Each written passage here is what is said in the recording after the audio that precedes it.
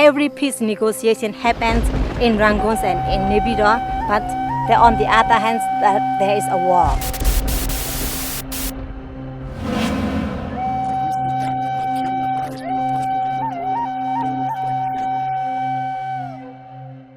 For the last 10 years or so, the mainstream media and politicians have been pumping out the propaganda about the myth of Burma's transition to democracy. Aung San Suu Kyi was widely hailed as a savior and an international icon for promoting peace, democracy, and human rights. In 2016, the two Nobel Peace Prize winners even discussed opening up Burma for tourism.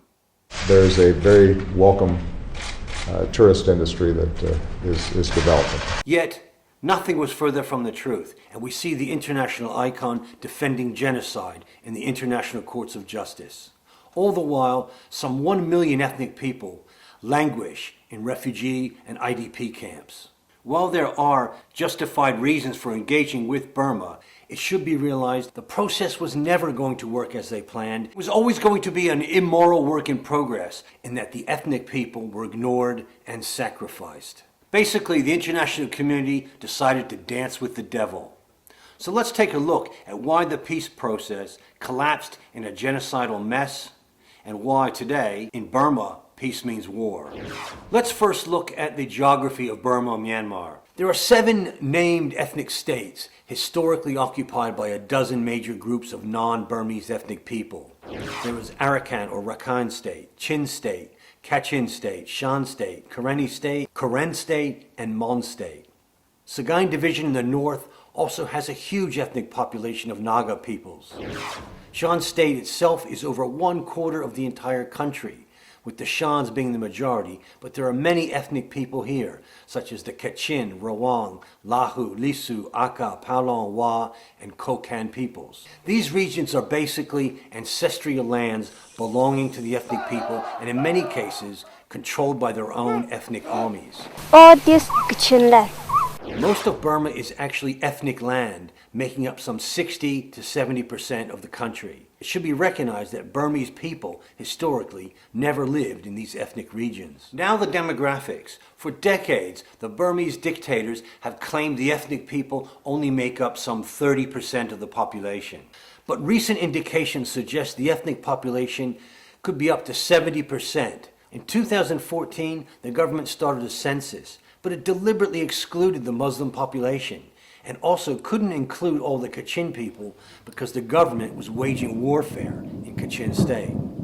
In any case, Aung San Suu Kyi stated on Al Jazeera television that the Burmese were actually minorities. You are ethnically a Burman, Yes. which comprise, what, 2/3 of the country? There are many... No, we are actually the minority in the whole country, because the other ethnic nationalities make up about 60%. The census figures were deliberately unclear, and the fear of being outnumbered by the growing ethnic population is probably what prompted the genocidal campaign against the Muslim population that reached a peak in 2017. This included the mass burning of villages, killing and raping thousands, which forced some 740,000 people to Bangladesh. Now, I'm not debating whether they're called Rohingyas or Bengalis or what religion they are. The point is that they are human beings, and that the Burmese military brutally attacked them, mercilessly killed thousands, even throwing their babies into fires. If there is one thing that all the ethnic people have in common in Burma, it's that the Burman rulers have historically persecuted them for decades. Whereas India had a caste system, Burma had a type of dominant race system, with the Burmans acting as the dominant rulers over the ethnic people. To better understand the history and origins of this, let's chat to David Thakkerbaugh, the former vice president of the Karen National Union. The idea is to treat all the non-Burman ethnics as subjects, and try to eliminate them culturally, try to eliminate them even physically. And they want all the lands, the natural resources, above ground, underground. So they are more like a Nazi, expansionist, imperialist regime.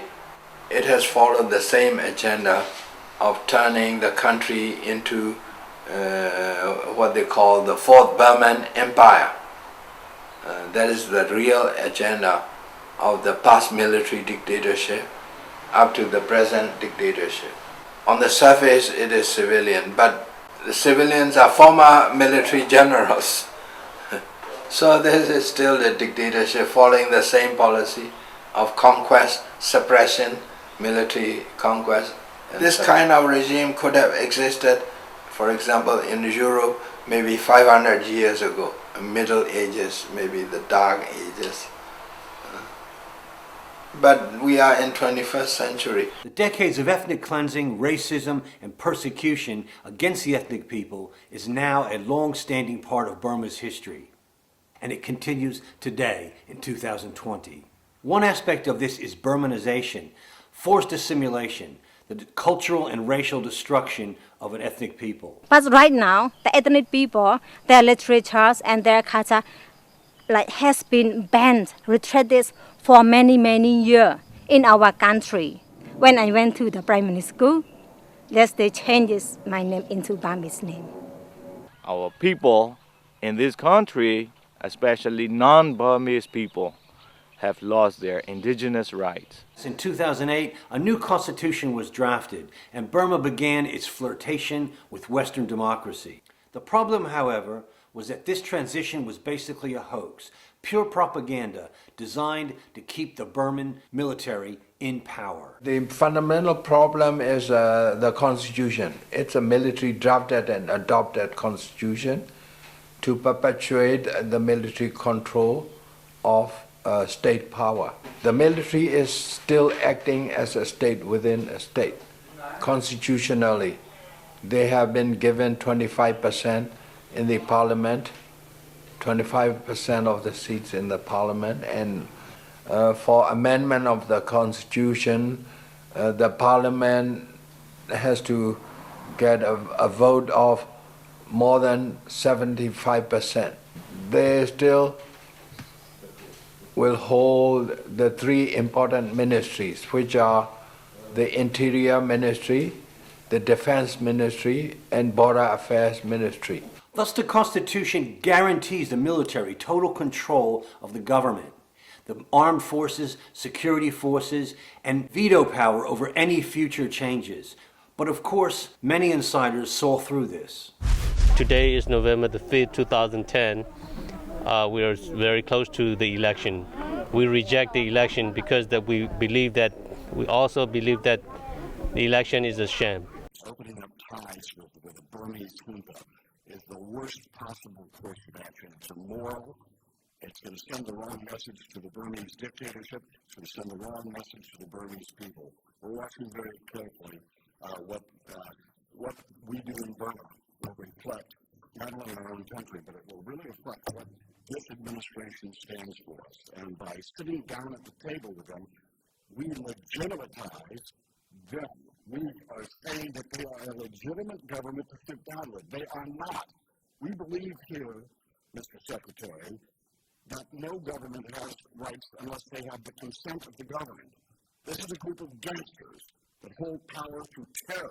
In 2019, the UN released a blockbuster of a report, a long-awaited indictment that identified the Burma military as being a large business enterprise comprised of two large companies, Myanmar Economic Holdings Limited and Myanmar Economic Corporation. The entire country is basically a business empire with its military as the profiteers and the soldiers as its enforcers. Basically, the Burman government is a military mafia willing to commit genocide against the ethnic people in order to retain its power and profits. The businessmen in our country, who is the tops of the businessmen, who is the richest and who is the businessman, those people are members of the military and family, military family. This is a group of gangsters that hold power through terror. Engagement with the West was underway, and in 2016, the U.S. dropped economic sanctions against the regime. I want to point out, however, that all this was done while the Burman military was engaged in a military offensive against the Kachin people. It was an offensive that began in 2011 and continues until the present time in 2020. At the time they dropped the sanctions, there was over 100,000 internally displaced people in Kachin and Shan states. The United States is now prepared to lift sanctions that we have imposed on Burma for quite some time. It is the right thing to do in order to ensure that the people of Burma see rewards from a new way of doing business and a new government. They removed the economic sanctions against Burma, but at the same time, they still continuously fighting against the Kachin state. But especially they mostly focus killing the innocent people. They dropped the sanction at the middle of the fight. In the meantime, our ethnic people are being killed, and the village set on fire, and the ethnic women were being raped. When they drop at the middle of all of these offensive, it is wrong. A lot of people suffer. The offensive are going on in the Kachin state against the KIO, and in the Palau area, Palau region, against the Ta'an National Liberation Army, and against the Myanmar National Democratic Alliance Army in Kogan area. And there is also a new armed organization known as Arakan Army. I think, if I'm not mistaken, there's a very welcome tourist industry that is developing.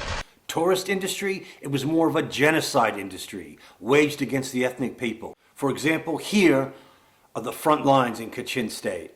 Enemy, Burmese army. This is also Burmese army above the mountain, and this army. We defend this here. The war started June 9, 2011. This is the front line. Burmese army. Burma army. We are giving our lives. We are defending this land. Why the Obama decides to remove the economic sanction? Because of they want a best face and they want a beautiful face on the wall. They would like to say, oh, our policies are very successful. I would suggest, Mr. Secretary, that what gangster regimes like this understand is when we take tough stands against them, rather than trying to treat them courteously as if they are a democratic government. And while I wish President Obama success, these policies will not lead to the type of world that he was telling us about. There's a saying, you can't, and we can talk about Aung San Suu Kyi and our concern about these people all you want. There's a saying that says, you can't champion the oppressed unless you're willing to take on the oppressor. And if we sit down and legitimize the oppressors of this world, don't expect change. Only 8 of the 21 ethnic armed organizations actually signed the original nationwide ceasefire in 2015. And some of these were just splinter groups. So it was never nationwide and never a ceasefire. It would soon become clear the whole thing was propaganda, with the regime seeking only to conduct more Burmanization and more militarization in ethnic regions. The Burmese NCA is lousy. They're lying to the people, lying to the international community.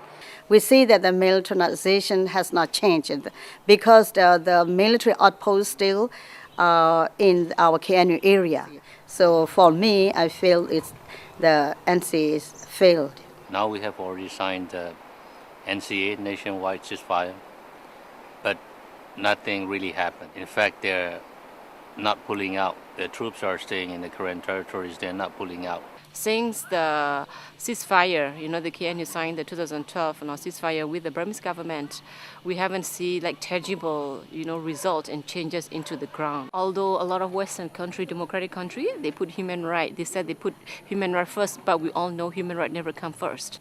So we feel very disappointed with the current leader as well, and we already have doubts that they might not represent our interests, and already nowadays seems like some of our doubts come true, and we are struggling. Every peace negotiation happens in Rangoon and in Naypyidaw, but on the other hand, there is a war. This is not nationwide ceasefire. Maybe ceasefire some part, not in current state, Kachin state or other state. You can see now the IDP is around here. This is not NCA. It is not NCA at all. I feel so broken heart when I see my people like this. And the ceasefire is just a sham, just a show for the international community. Although the politicians are giving peace rhetoric to the international community, but on the ground, the situation is not good at all. It is getting worse and worse day after day. For instance, U.S. and Western government, they really care about the human rights. They are not going to cooperate with the government. Even they would like to cooperate with the Tamador, but they still need to consider the situations of our ethnic people. So in summary, the ethnic nationalities of Burma are actually the majorities of the population, and they have a historical and moral birthright to control their own ancestral lands.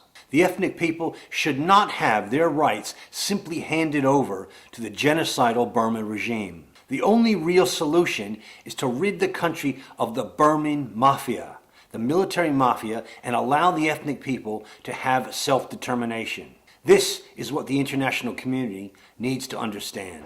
If you really want to promote human rights, democracy values, and you really want to bring peace for Burma, please do not cooperate with the Tamador, who is committed a lot of international crimes in our country. And I also would like you to consider it before you make decisions, because your decisions and your actions could kill a lot of people in our country. We know what's going on in Burma. That's a vicious gangster regime, and the most despicable regimes in this planet, where they hold force and power by brutalizing their own people. This has been insanity. Instead of talking to the Burmese gangsters who run that country, we should be, just because they're in uniform, doesn't mean they're military people. These are gangsters. We should be asking the people in the military there, who are just citizens, to turn their guns on their oppressors and free their country from this despicable tyranny. Some ethnic groups are still holding guns and still fighting, because those leaders are fighting for freedom and they protecting the ethnic people. Now those leaders are kinds of like, I would like to say, they are kinds of the hero for our ethnic. Therefore, please support to the ethnic armed group. Winston Churchill once said, slavery is worse than war. I think we have a moral obligation to resist becoming a slave, to resist Burmanization, and reject phony peace deals like the NCA that only exploit the ethnic people. We also have the right to remove corrupt leaders who sell ethnic land, or allow divide and rule by the Burmans to continue against the ethnic people. One courageous example of ethnic leadership is the Northern Alliance. I come here to write for a new history for Kachin people, Kachin states. Not only for Kachin, the country. I would like to invite you to come to join the fight with us. I'm a Chin. I came along here to fight with my Kachin brothers because I want freedom. We Chins should be strong, and we have to fight against the Burmese dictatorship. We want freedom. That's what we can carry on. Our hearts are burning for freedom. We have to work together, fight for the freedom. In Burma, we live as slaves, so I come to join our army to fight for freedom. We will free our people! Our message to the ethnic people is to unite in common cause, join forces, trust your God, and write your own destiny. Here are some final words from some ethnic leaders.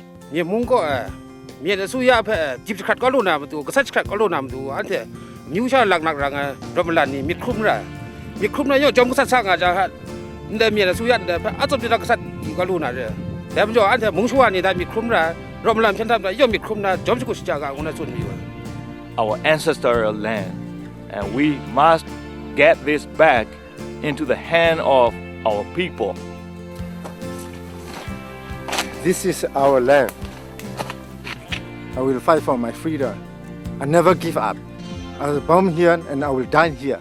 We want to be recognized as a human being.